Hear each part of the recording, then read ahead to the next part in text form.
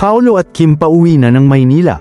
Hindi talaga matatawaran ang kilig na dala ng tambalang Kim Chiu at Paolo Avellino, lalo na't spotted na naman ang dalawa na super sweet habang nag-check out sa kanilang hotel sa Bislig City.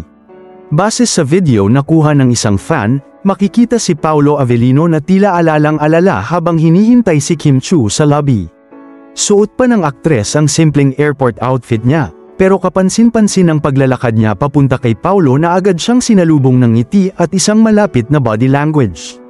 Ayon sa mga nakasaksi, hindi man nagyakapan, pero ramdam na ramdam daw ang malalim na connection ng dalawa. Nagpa-picture din ang ilang staff ng hotel at fans na maswerteng nakabuntot sa kanila bago sila sumakay ng van pabalik sa airport. Matapos ang matagumpay at nakakakilig na show nila sa Bislig City kung saan pinasaya nila ang buong crowd ng kilig performances, tila hindi pa tapos ang excitement ng mga fans.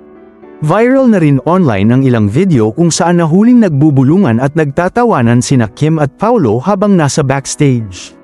Sabi ng ilang netizens, ang lakas na makaril couple, habang ang iba namay humihiling ng confirmation totoo na nga bang nagkakamabutihan ang dalawa? Hanggang ngayon ay nananatiling tahimik sina Paolo at Kim sa tunay na estado ng kanilang relasyon. Pero kung galawan at chemistry lang ang basehan, mukhang hindi malabong mahulog na rin sila sa isa't isa off-cam. Kaya sa mga Kim Pao fans, abangan na lang natin ang susunod na kilig chapter. For now, pauwi na nga sila ng Maynila, dala-dala ang saya at pagmamahal ng mga taga-Bislig.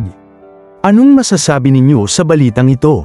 Magkomento sa ibaba at huwag kalimutang mag-subscribe for more videos. Maraming salamat sa panunood.